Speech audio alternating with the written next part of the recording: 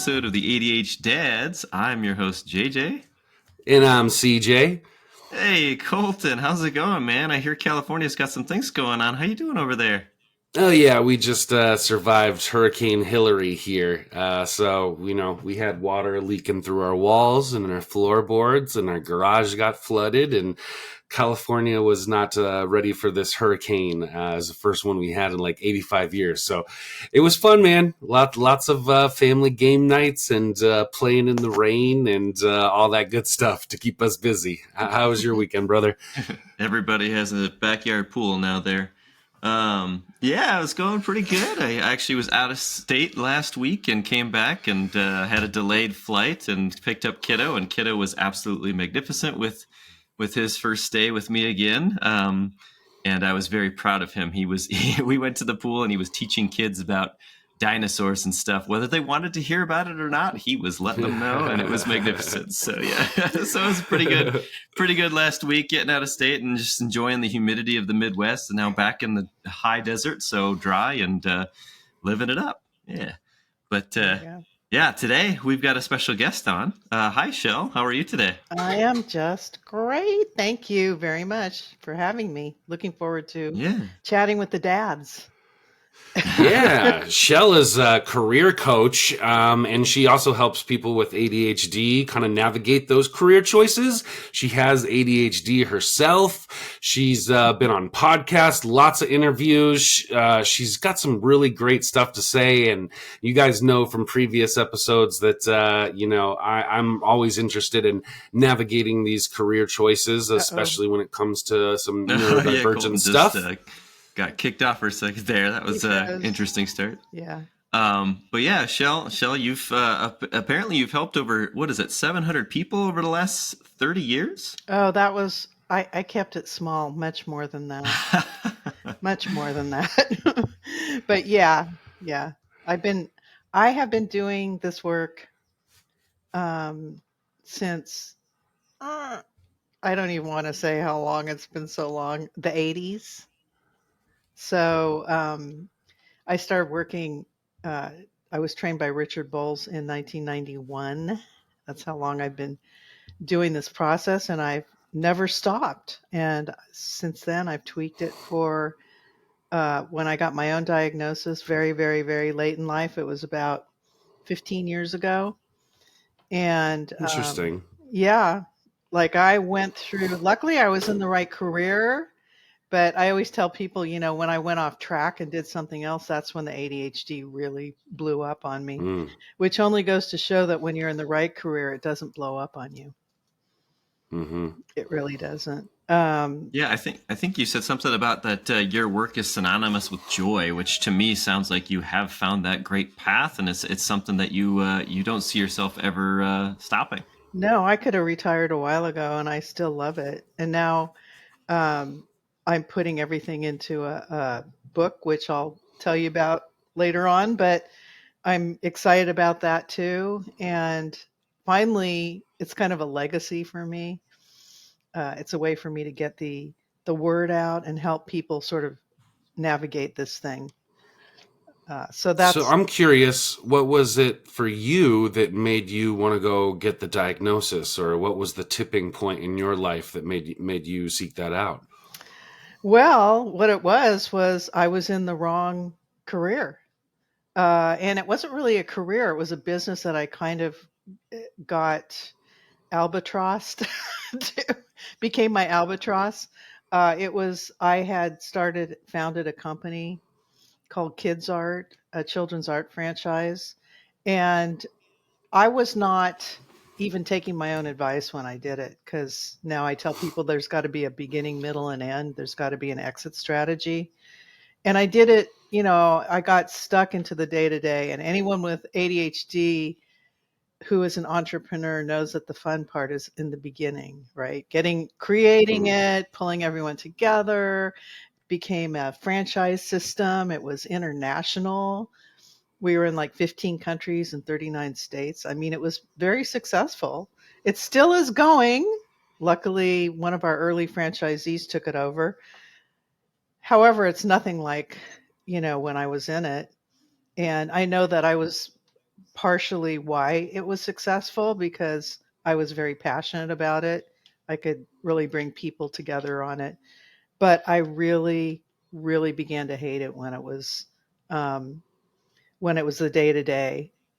And I mean, hey, I mean, it was, when I say albatross, it was such a horrible feeling of having to spend time doing something I wasn't no longer passionate about. I wasn't having fun. I wasn't using the skills I love to use. I wasn't doing any, sorry, I wasn't doing any of the stuff that I really wanted to do in my work. And I wasn't even following my own path that I taught other people to use, because I didn't see a way out of it. And when it finally hit bottom with all the people, I just started disconnecting kind of, and it became a very difficult situation for me and the other people. And I ended up leaving on not very good terms. And it was pretty terrible experience. It was traumatizing at the time. And that was when I really said, what is going on with me? Because my ADHD was undiagnosed at the time. So I was not really thinking about how I was impacting people, what I was, how I was communicating, how I wasn't, it was unmanaged. It was me just kind of going off the rails a lot of the time. And that, probably hurt some people, probably was not a good thing. But when I finally realized there's something going on, that's when I got the diagnosis. But before, let me just tell this little quick story. 2 years before that, I had a friend who had sent me a book on ADHD, who was a therapist. Right. So she never came out and said, I think you have ADHD. She just sent me the book. Right. Her son had ADHD, and she knew what the characteristics were.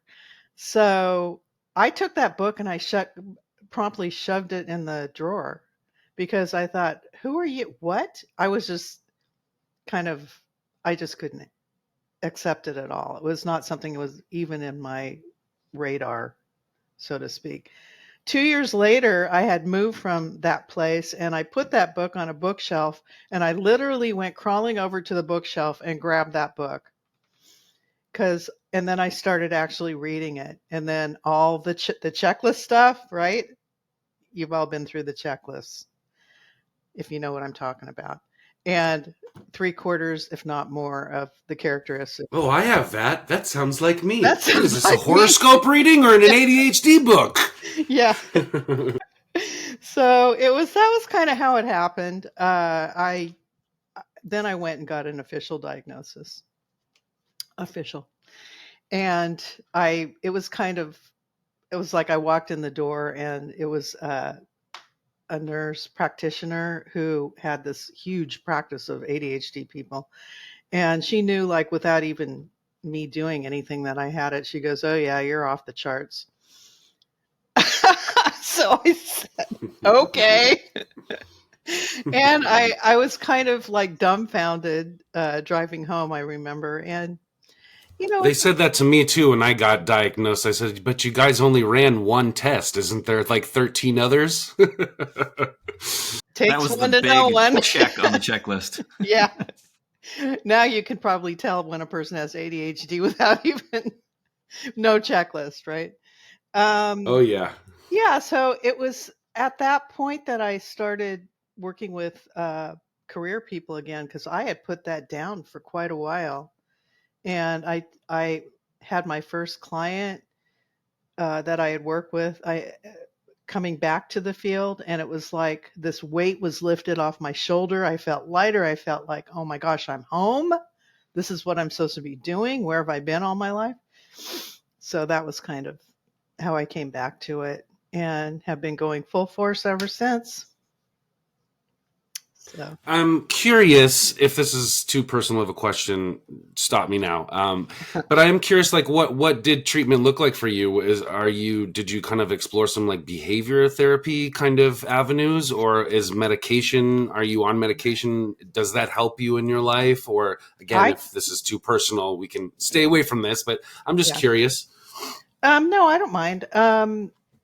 I don't take medication. I tried everything, and I can't take stimulants, and non-stimulants don't work for me. I have a really strong reaction to them. So it really freaked me out when I took them. I was not at Mm, all. Some people have this great experience. For me, it was awful. Uh, yeah. and I know everybody's different. Everyone's, makeup is different. I drink a Yeah, lot of and see, coffee. I guess that's the point that I want to get to too is, that everybody's story is different, because everybody seems to have different ways of managing it or accepting it or Yeah. going forward from a diagnosis, and it seems to be different for everybody. I really haven't talked to, gotten enough of a sample size to be like, well, this is the fix all, Yeah. and I don't think that exists. Everybody's got a different technique for dealing with it, or different tools that help them, so I Mm. think that, again, for our listeners, like, I think that's an Yeah. important thing to take from these conversations every time I ask that question. Like, it's really about like biofeedback, about what listening to yourself, your body, your mind, and really being mindful and present with those feelings so that what does work and what doesn't, and what may be harmful or Yeah. an obstacle that you now have to work around. Yeah, I Yeah, think and I a think lot of it the is just learning how to manage. Everybody has a different way of managing, and I one of the ways I manage is by doing the things that I enjoy and saying no to a lot of stuff that I don't, because I know if I say yes to things that I should be saying no to, that it's not going to be good for me or other people, that I can not Mm. be my best self, so to speak, right? But being in the right career actually does minimize characteristics. It really does. And I try and tell people that it's hard for them to sort of grasp it if they're in the wrong career, basically. But being in the right, having the right work environment and all the things that make up that will minimize those characteristics a lot. So yeah, at I the was time, gonna maybe not off work, but during work. Yeah. I was going to say that just your testimony to finding your true calling, your career path has led you to that place where your superpowers, as we often say in ADHD, where that really shines. And Mhm. it's a challenge for us to have to put up with the other things sometimes. And my kiddos in school, and there's a time where they go outside and they play, or they have art, and he's like, "Yeah, I love to do these things." Oh, wait, now I need to sit down and do math? What are you, insane? I have no Yeah. interest in this area. How am I supposed to sit still and enjoy this when I've already told you I hate it? And therefore, he's actually said to me on various occasions that perhaps perhaps I need to have my medication because I know that I'm going to struggle in these areas. He said it in different words, but I know what he's Yeah. trying to tell me. He's like, I know what I don't like and I know what I like. And now you're telling me to do both. Right. And when I don't want to do this one thing, I need my medication in order to just like somehow find a path through it, which is tough to kind of just, accept as a parent. Like we realize, okay, perhaps these systems that are designed to educate our kids are set up in a certain way to hopefully push them toward success, but we're also denying them their opportunity to really focus on the areas of success that they've already determined for themselves. Yeah, especially if that doesn't match up with what the world out there is trying to kind of squeeze the little box they're trying to squeeze them into. It's tough. It really is tough. And we do need and want things differently. When I was a kid, I'm inattentive ADHD. So when I was a kid, like a lot of girls are kind of swept under the carpet because we don't make any noise. We don't act out, but we doodle a lot. I was like a master doodler, and I still to this day don't know how I got through high school. And yet I graduated okay. They passed me and I got fairly decent grades, but I don't know how that happened. Seriously, I don't remember learning very much because I was never taught to in a way that got my attention or made me want to, sit up and go, "Ooh, what's that?" So if teachers aren't aware of how to work with neurodiverse populations, they could be, so many kids are just kind of swept under the rug, especially, like I said, girls like me with inattentive. We're the quiet ones. We're not the ones that jump out of our seats and are causing havoc in the classroom. That's not us.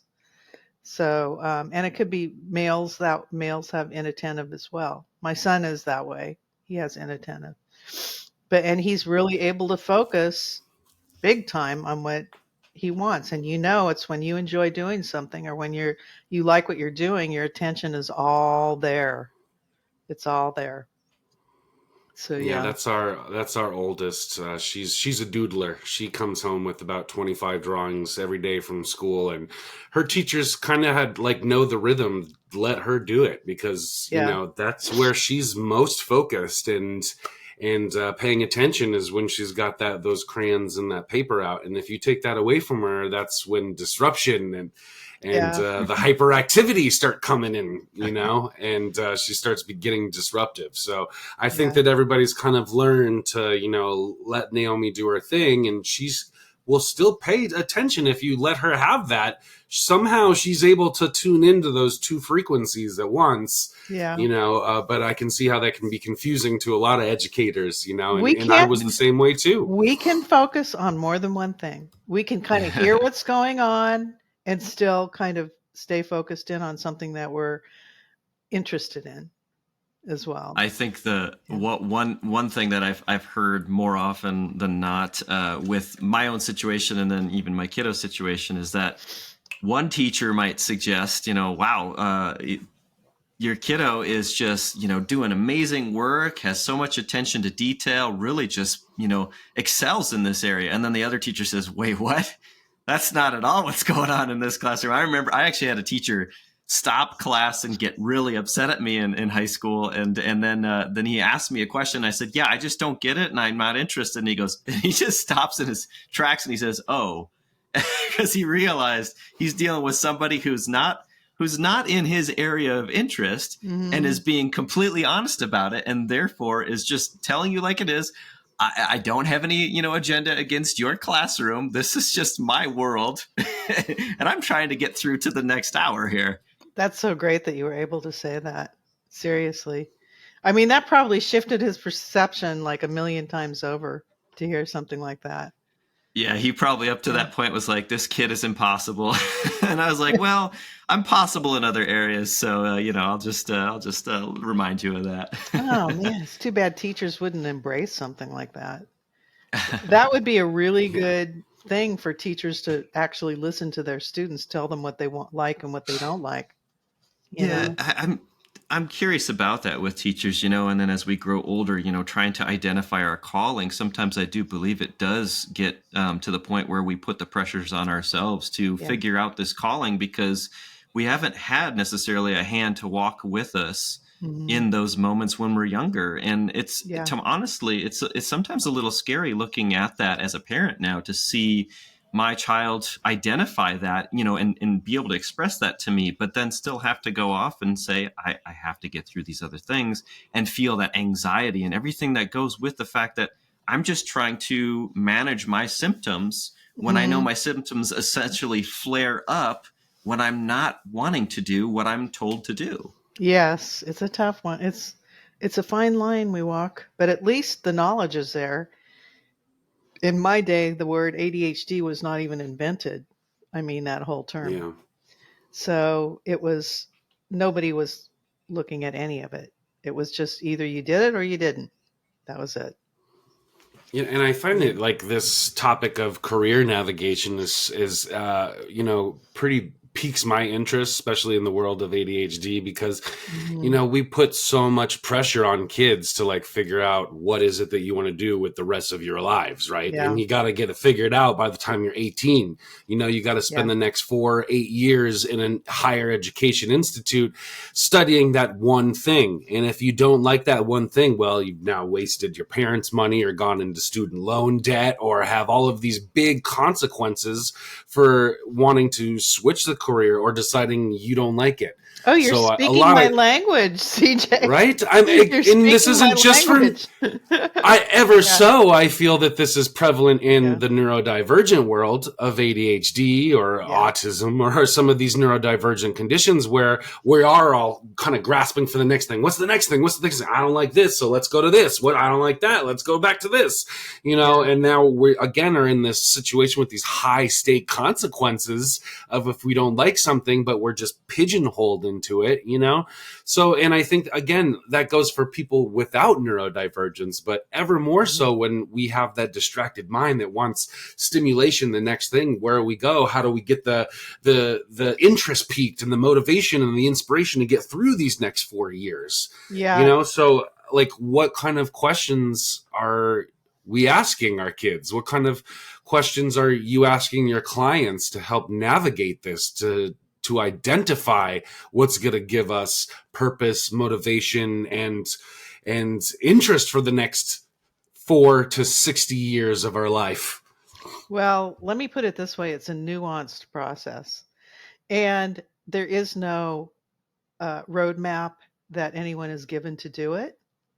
I think that's why I kind of created the roadmap for ADHD people based on, I don't know if I told you I was trained by Richard Bolles, who wrote What Color's Your Parachute. He started to do that. He did that with that book. I think when I went through the training with him, and I was trained by him, I realized that I was undiagnosed at the time.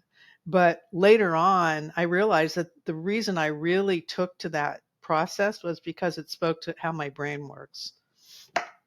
And it's I don't do well with assessments. I don't like, I don't believe in just answering a bunch of questions that are similar to what other people answer and then having them spit out some information that is the top 10 ADHD careers or whatever, or here's what you should be looking at, because it's very hit or miss. It doesn't take the whole person into consideration, and it compares your answers to other people.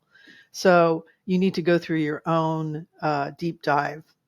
And you need to be taught how to do this in high school. And I remember battling, because I was doing this work when my son was in high school, and I went to try and present this to the PTA as something I could offer the kids. And they had a career center there, and they stood there with their arms crossed, like, who are you? Oh, okay, this is only my life's work. But, we're career people too. We just sit you down in front of a computer and we have you go through all the questions and the computer programs or whatever. And boom, you're done. No, you're not done.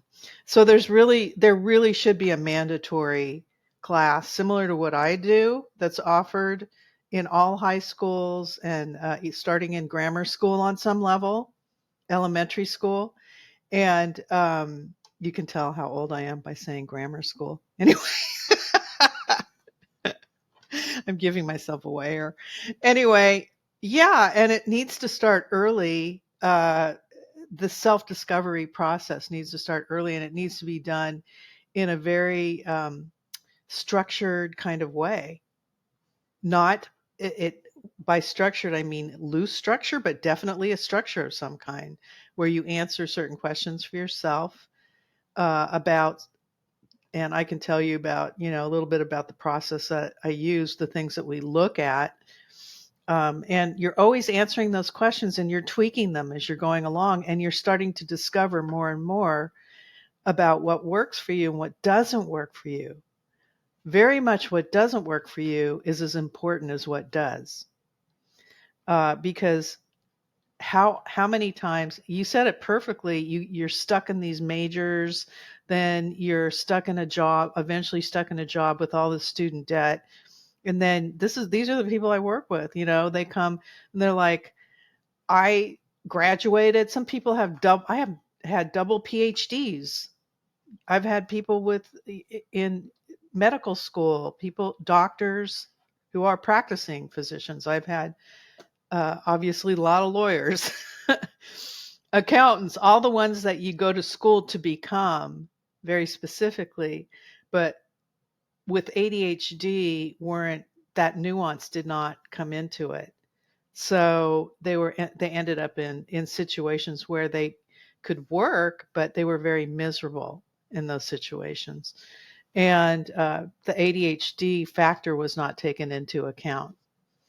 So there's so many aspects of ADHD for ADHD people. It has to we have to get really detailed about what those things are. We really have to break it down. There's no other way. You need a structure and you need to break it down. So, This is really hitting home for me because, one of the things that I've really noticed throughout my own neurodivergent journey and watching my kid go through it is, those tests that we do take to analyze if we have ADHD or not are very subjective in am I using that word right, JJ? I need JJ as my grammar coach sometimes to point me in the right direction. But there's just so black and white. We asked our kids like, well, do you strongly agree or strongly disagree that you do this? And one of the things that I notice about talking to my daughter is that she can find the loopholes, man. She can personalize her experience to any generic question and be like, well, I strongly agree in this scenario, and I strongly disagree if this were to happen. So she has a hard time finding that answer because she has such a narrow personal perspective of the world and how she analyzes it and how she... Did I lose you guys again? Can you hear me? Oh, you're back, shoot. You were frozen. Okay. Yeah. I don't know what's... Back into what This is what I was worried about with this hurricane, because it seems I have been getting alerts this whole recording about your video isn't working, your sound stopped working. You're so clear, JJ. Oh, no. I can see this little fuzziness with CJ. There you go. Are you there? Oh, man. Yeah. I'm sorry. Our Wi-Fi, the storm, guys, this is what I was worried about happening with the Wi-Fi in the storm. Wi-Fi, yeah, I totally get it. The thing that is so beautiful about what you said about your daughter is that she's was obviously given permission to see between the cracks, to be able to really dig in and answer things specifically for herself, which is exactly what most adults who come to me were never able to do. They didn't have, for some reason, they weren't able to, they had to listen to everybody else. They had all the voices telling them and societal voices telling them, this is what you should do. You should pick this and then you'll get a job in this and then it's going to work out just fine. You've got to be able to, it's a nuanced process. And that's why I never give pick this or this answers. There are some parts of it, but I always give lots and lots of other possibilities. Like you need to be able to really, it's just the opposite in the process I use. It's like you have to be able to think as globally as possible about what is out there for you within a process that we do that makes it safe to just explore, right? Without the voices of, is this okay? Is this not okay? What if I answer this way? Will I make enough money at this thing? That, this is what a lot of the people I work with are plagued with, are all these outside influences, societal influences that are speaking to them all the time. Bolles called this the safekeeping self, the part of you that says, I won't, I can't, I shouldn't. Yes, but what about this? And what about that? And that's what we battle against the whole time. I shouldn't say battle. I try and support them to really think beyond that and to recognize when it's happening. Because the first recognition and sign of noticing how you're trying to game the system, I call it. You can't rig it. You can't game it. It really has to be authentic from you. It has to be your truth. And if you're not willing to commit to what your truth is, you're not going to get it's not going to come out the way it needs to come out for you. It's not going to work. So that's what we deal with a lot. And that is what people with ADHD and neurotypical people deal with as well. Probably even more so in a lot of ways, because neurotypical people can actually work in jobs they don't like for years. And so can people with ADHD up to a point until it doesn't work anymore, right? Yeah, I'm afraid to chime in here in case my Wi-Fi goes out again, but I just really want to just echo what you said and agree with it, because yeah, that's really been the secret sauce in my journey and helping my daughter with it. It's not like how can I implement all of this information that I've learned about ADHD to make her better? Hmm. It's how can I keep this information in the back of my mind, but still ask her the right questions to help to give her those tools. And it's Yeah, really personalized, like we were saying at the beginning of this episode, whether medication works or not. This is an individual journey that personalized. we really need to get personal with our kids and what Hmm. they need and what resonates with them, and how and use that to tailor a program and structure that is specifically for them or us or the individual with neurodivergent conditions, Yeah, because it is such a, it's not what kind of tools can you give neurodivergent people, it's what kind of questions can you ask to find out what the tools are that will help them. yeah.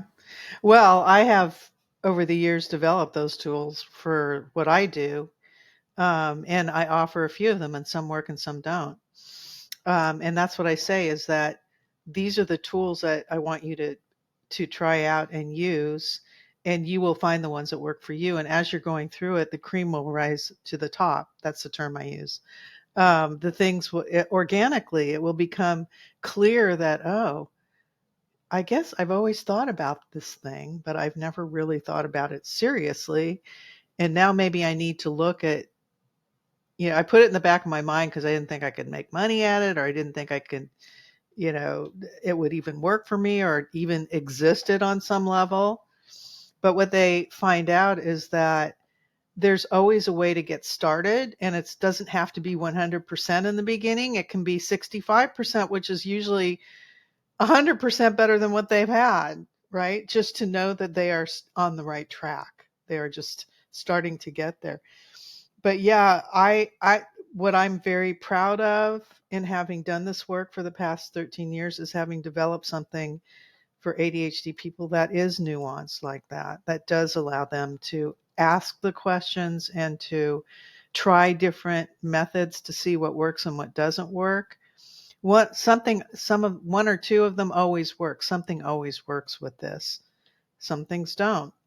And that's fine. And I say, look, just because you may not have enjoyed this particular exercise or process doesn't mean there aren't other ways to get this information. And I'll bring them back to, they've written stories. They're looking at the skills they really enjoy using. There's just ways to bring it back to, here's what you're repeatedly saying over and over again. This information keeps coming up. So pay attention. Pay attention to what keeps coming up for you over and over again. Do you find with your clients or during this journey, maybe a little bit of impulsivity control? I guess more of the question is like, do your clients come to you after they've left the job and they're looking for the next thing, or do they Oh, come to no. you beforehand and they're trying to strategize and plan it out? And do you see a lot of people again, like with that kind of impulsivity aspect of it, that maybe, I want to get out of this, or kind of flip flop, or decide, well, I left the last job, I need something now, I'm hiring you, and where do I go from here? Or I don't know. All of Well, the I'm just kind of above. curious what that looks like. All of the above. However, I do tell people, do not join my masterclass or work with me. I will not work with you if you are in what I call job beggar position. Like, you have to find something now. In that case, I say, find a means to an end position that you're not going to stay at for a while, but you can tolerate to pay the bills if that's what you have to do. But you need to have time to do this process and not be in that desperation mode. It really needs, because you need to give it that air, that space to do it. our brains just need it. We need to relax with this stuff and not feel like, if I don't answer this immediately, if I don't get this information right away, I'm going to explode or whatever. Life's going to crumble around me. Sometimes that happens. In the beginning, I did have a few people like that, and I just realized I can't work with people like that, realistically in doing this process. I just cannot. Um, but again, I don't ignore the fact that people have to make money. But I think knowing that it's a means to an end versus something that you feel like you might get stuck in for the rest of your life helps, right? Mm. It's a means to an end. Uh, and that is, there's even a way to sort of get a means to an end job and look at some of the things that will allow our brains to breathe a little bit in that process. Uh, while they're, and part of it is just knowing that you're going to be exploring areas that are really going to work for you. And then I work with people who are in those jobs now, right? And they're going through the process, and they don't feel, they end up, like I said, not feeling like they're stuck in that other position, that there are other things out there for them as soon as they start speaking with people who are doing things that are interested, the same interests in the same things that they are, and realize that, yeah, there are ways to really create something for yourself in a way that is not black and white, like we're just taught to do from a young age. Like, you can do this thing or this thing. No, that's not how it works. There's a lot of nuance in there. Yeah. And I call them burner jobs. You and I were talking about, I've been in film and television here for the last 17 years. And with a film career in film and television, it's a lot of feast or famine, Shell. You're working I'm when sure. you got a So job. what do you do when you get that, when you're in that Yeah, famine position? I mean, exactly. do you plan ahead? How do you deal with that? I think that's, I yeah, just listening to you talk, I'm just kind of thinking of my own experience and what a unique position I was in because, it was always going from job to job to job to job to job. Ever since I moved out to LA, it's always been a kind yeah, of scarcity mindset with career opportunities and, well, what's next? I got to go here. I got to make money because in film and television, you're not working for a company for years and you're not on a payroll. It's like, all right, you got a job for the next 5-6 months as we film this season of the television show. And when that's done, you're looking for the next job to hop onto. And, yeah, when you're in it, when you're feasting, it's, 70 hours a week, 6-7 days a week. And when you're famining, you cannot work for months at a time. yeah, So I've had jobs and careers from everything from bartenders to waiters to valet to corporate gigs to, temp jobs to fast food to retail and, everything in between. And it has been a very stressful lifestyle hmm, in the sense of what am I going to do next? Oh, where do I go? But it also, on the flip side, has also kind of ingrained this, resiliency about me. And well, that also feels normal in getting the resume updated and applying and going to the interview process. I feel that feels very familiar to me and very at home to me in a sense, hmm, and maybe my ADHD has helped me along that process, that need the next thing, the looking for the next stimulant, trying different things out. I've had a lot of experience in figuring out what I do and don't like. And I feel very fortunate in that aspect because not a lot of people have that opportunity in their career and they are pigeonholed into a certain thing and feel like they have to sacrifice certain stimulants, motivations, and happiness to stay in there or to hmm, maintain the means and the end aspect. yeah. So it's just interesting, and I'm curious, like, what does your process look like when you're going through this with your clients and asking these questions to help them develop what's next? Well, we use a workbook for one thing. That helps. Um, Yeah, great. and we use a process that Bowles developed, but I've tweaked over the past years for people with ADHD. So the basic process is identifying all the areas that would make up your ideal work. I mean, you have to get to the ideal to start bringing it into possibilities.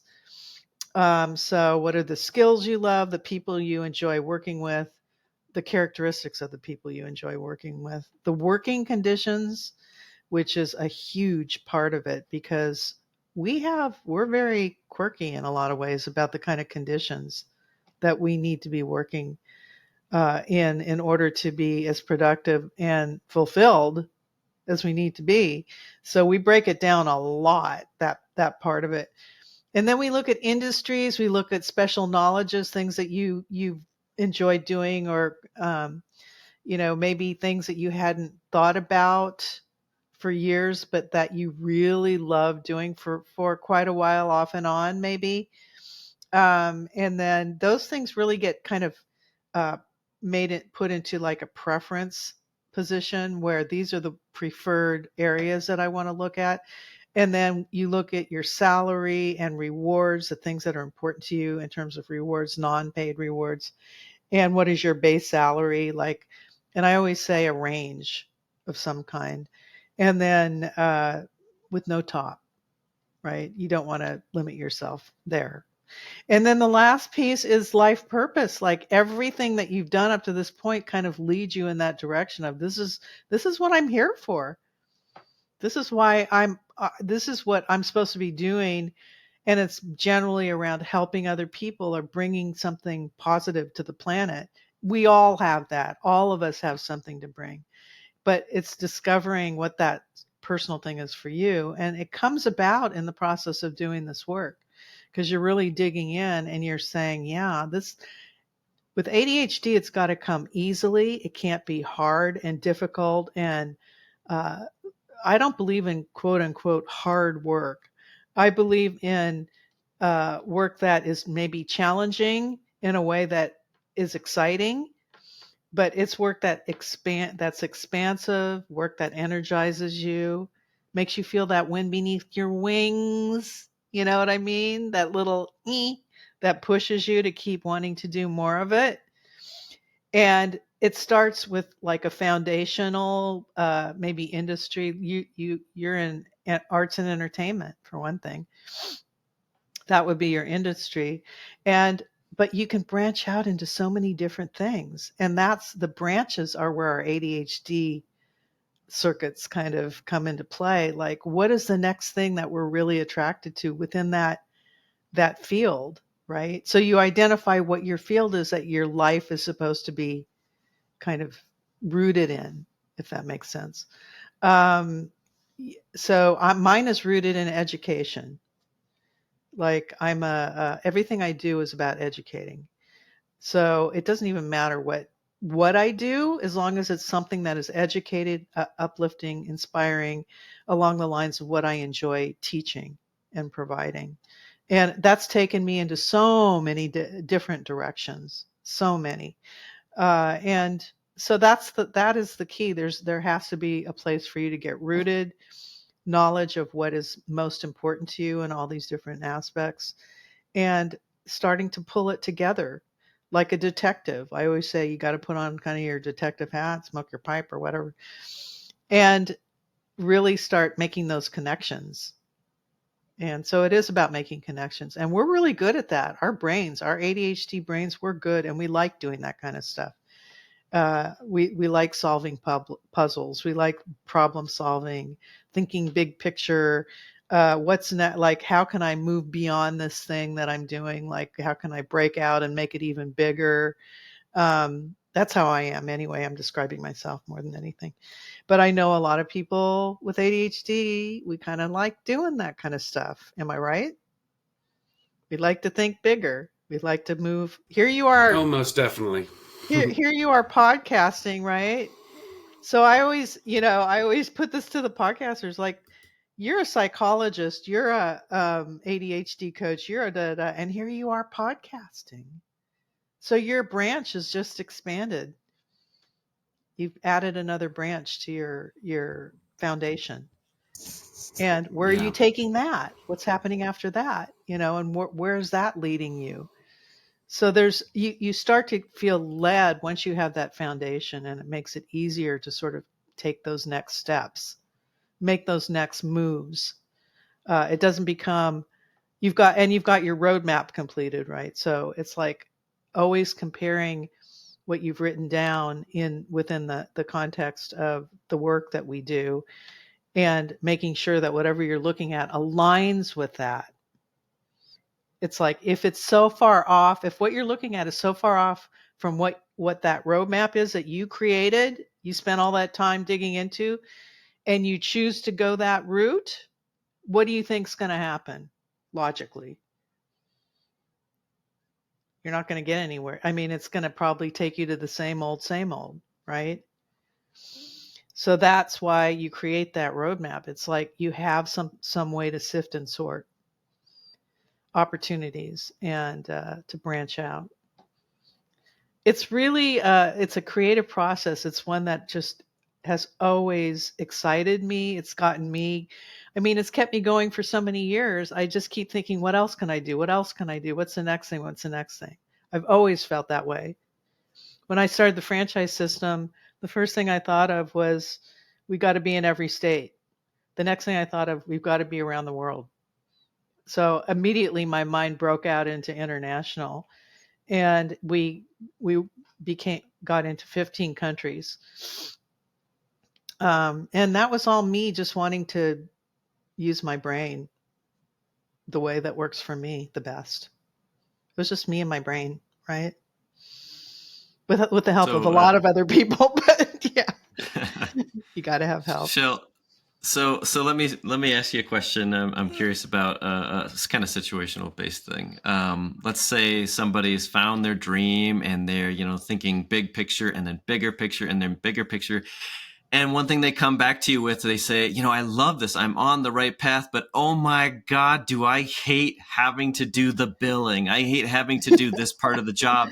And Yeah. I'm required to do this in order to continue to pursue my dream. But sometimes it's just a thorn in my side and I hate it so much, I want to just give up. So part of the working conditions, JJ, part of the working conditions are that you get the supports and you identify what those supports are. You need a person to do the billing. You need a person. I have a virtual assistant. I'm sure you have people in the background helping you guys out. If I didn't have Anne, my virtual assistant, I would never have been able to create my class.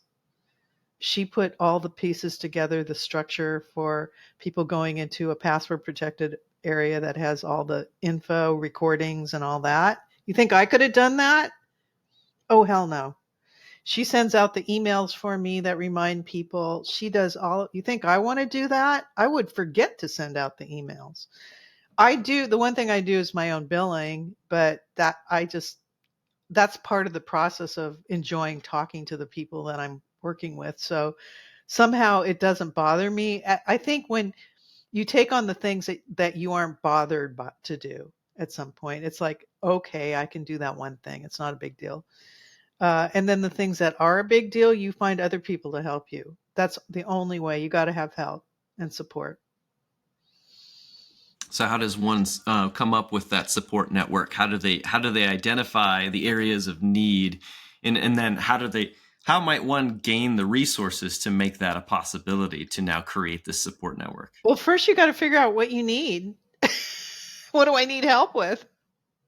And then identify that. Well, and I think that that's a hard question for a lot of people to ask themselves. I think that people ask themselves that question all the time, but they're not really ready to get honest with what the answer is. We all say, oh God, I need something, but we never get to the next step of what that something is, They do get to or we do, but then we don't figure out how to get to it. Yeah. We say, well, I need this thing, but I don't know how to get it, or I can't get it, and the buck stops there. Well, for me, it was, I think when I found Anne, I knew I needed a virtual assistant, but I was very fortunate to have had a referral from an ADHD coach. So you ask for referrals from the right people. You asking for referrals first. What is it that I need? I need help with this. What's the kind of person, what would their title be, or what would be the type of person that I need? And then who would I ask for referrals, or where would I go to find that person? I use Fiverr a lot. You guys use Fiverr? Oh yeah. Yeah, I've used it many a times. Being in like I said, entertainment industry and working on indie projects, that's our go-to. Yeah, doing the book, I've used Fiverr for the book cover. Oh, we're not hearing you. Did I get cut off again? No, Yeah, your yeah. video is just going slower than your audio, so we see you in Yeah. slow-mo, Okay. but we hear you We just see you fine. animated, but we don't hear the words coming out. Okay. Hillary is getting us today. Oh God, don't get me started. Anyway, yeah. So unbelievable. There's so many things that people stop themselves, ways they stop themselves. And you just described a way very often people stop themselves from even taking the first step. It's like just find one person to talk to who can help you do this one thing and see where that goes. You don't have to talk to 10 people, just talk to one. And if it's not that person, maybe there's somebody else who does something similar, who does it better or does it in a way. And always make sure that you connect with them, that they're people that you feel comfortable working with, and people who understand, how to work with an ADHD person if they don't have it themselves. I tend to find people with ADHD to work with because we get each other. My virtual assistant works with quite a few coaches with ADHD, so she understands. She doesn't have it, but boy, does she get it. I'll say I want to do this, this, and this, and she'll come up with like 3 ways to do each thing. She just gets it. I've never had anyone do that before. So those are the kinds of people that we need. We need people that really can be patient enough with us and not get insulted if we don't respond in a way that's, as long as we're not. I'm always saying thank you, thank you, thank you. That's a big thing I've learned to say over and over again to people that I really appreciate. I'm working with an ADHD editor and a young woman who is a graphic artist who's doing all the Canva for the book. She's putting the whole thing into Canva. And she's done all for years. She was my client, and she's like a brilliant Canva artist, I call her. And she's done all of the documents that I use that are visual and content created, graphic. And she puts instructions in with graphics that she comes up with and makes it interesting and fun. And I don't know what I'd do without her. She's just amazing at what she does. And she has the ADHD brain, so she gets how we stay connected with reading material, right? Yeah. And that's why in the book, every single page is going to have color and is going to be broken down in that way. Every single page. So I'm very, Well, yeah, go ahead. Well, I want to find out more about this book that you've got coming out. But before we do, I really wanted to kind of echo what you were saying earlier, because it really just kind of hit home for me with, I don't think that work should be hard, but it should be challenging. It should help you grow. And Yes. it, should challenge us intellectually and emotionally and socially in some Yeah. way that leads to a positive growth. And I really love that. Thinking about this podcast a year ago, JJ and I were on a call, and I again in this career transition of I had taken a break away during COVID to stay at home with the family and the newborn and think about a career change. And once the little one started going back to school, I said, okay, well, time to go back to work at the studio, and got a job. And it didn't last long because we had a whole bunch of health conditions and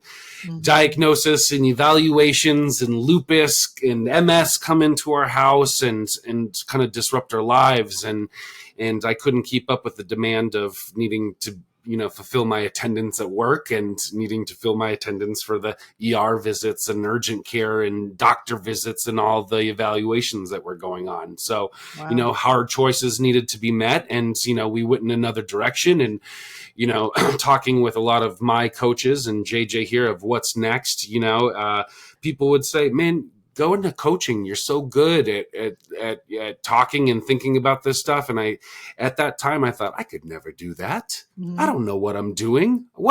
I have no experience for that. That seems too, quote unquote, hard, right?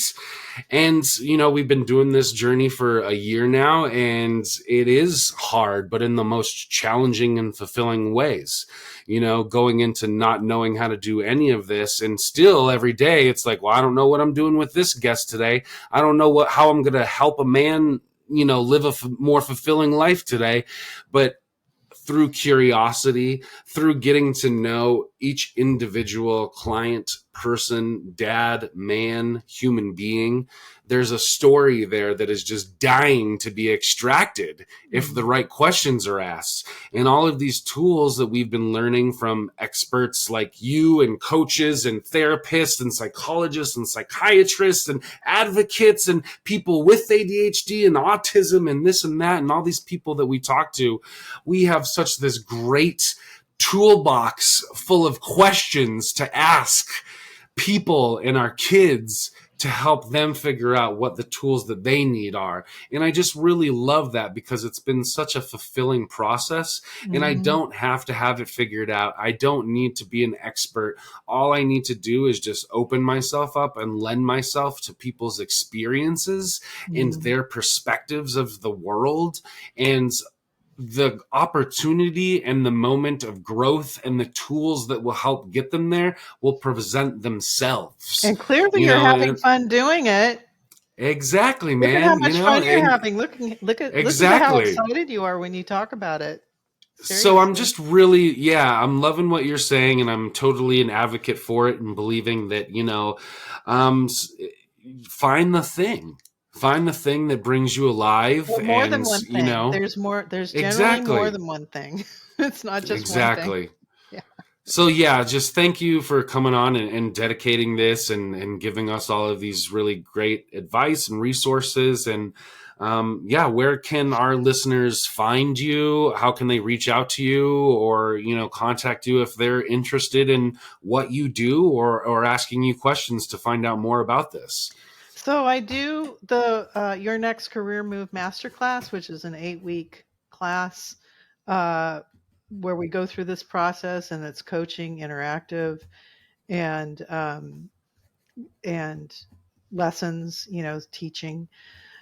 So it's pretty dynamic class, and I only take 6 people at a time, so we're already booked up through November pretty much. But anyway, if people are interested, they can contact me at www.careercoachingwithshell.com, and you can complete the go to the masterclass page. There, it should take you to the masterclass page, and you can read the testimonials of people that have taken things like that. And the reason um, I'm the book is a compilation of everything that I've done for the past 13 years, and redone basically for ADHD adults, and it takes you through the same process, only my version of it. So on the front it says, "Navigate your next career move step by step," inspired by Richard Bolles, author of "What Color Is Your Parachute?" So I give credit. He's got to get the credit for the process. I've tweaked it and revamped it, and it looks completely different from my ADHD brain perspective. So the book is called "A Course for ADHD Adults and Teens: Unlock Your Career Path." And it's literally what I do in the class. It's got most of everything that I use in the class in terms of the graphic documents that we share and things like that, and the step by step for that we use to get through it. And my goal is for this to be global, because there's people all over the world with ADHD, and I work with them. They're in the class. I have people from all over the world. And so I want it to eventually be translated into a few languages. But most of all, I want people to See it as a literal course that they can take and work with other people, like in small groups, and do piece by piece by piece. Talk about what's going on, network with each other, use the information to just expand what's possible out there and break things down in a way that they can really start taking this information and seeing, building confidence, their confidence in knowing that something is out there. So there are steps that they can take. And it doesn't have to be a 180. It can be a slow turn, right?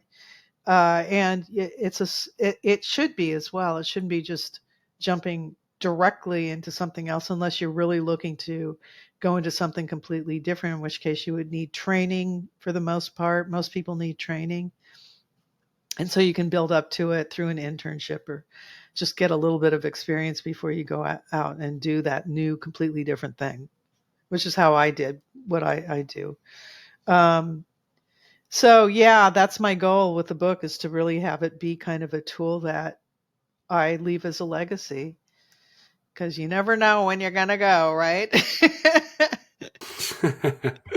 Well, I love this. I think that this is an invaluable resource for a lot of people out there. Wish I had this as I was navigating my career journey through Hollyweird out here and all of the ups and downs and burner jobs that I did. Yeah. So know that I definitely could have benefited from this. And I hope that our listeners will get a lot out of your resources, Yeah. which, not to worry, guys, I will keep all of Shell's information in the show notes for you. So if you missed any of that, you can go there and click on her links, check out her book, her website, some of the podcasts that she's been on, and that workbook, and all of her resources. So I have to say, I hope that people reach out to you. Yeah, I just want to thank you. I just want to let you know that the book is not launched yet. The cover is launched, so you know what it is, but the book will be launched in December. December, all right. And what is the name of this book? A Course for ADHD Adults and Teens, Unlock Your Career Path. Wonderful. Yeah. Great. Awesome. Well, guys, please go check that out. Check out Shell. Reach out to her. Get that advice if you need. Because, man, like I said, this could have helped me so much. I always get that. Where were you when I was like a teenager? Yeah. But thank you, Shell, for dedicating your time, coming on here, sharing all this. This was a wonderful talk, and really, really just appreciate you. So thank you. Thank you. It was a pleasure. And thank you guys for listening, for tuning in. I hope you got a lot out of today, and we look forward to hearing you next week. So until then, I'm your host, CJ. Hey, I'm JJ. And we'll catch you next time on the ADHD Dads.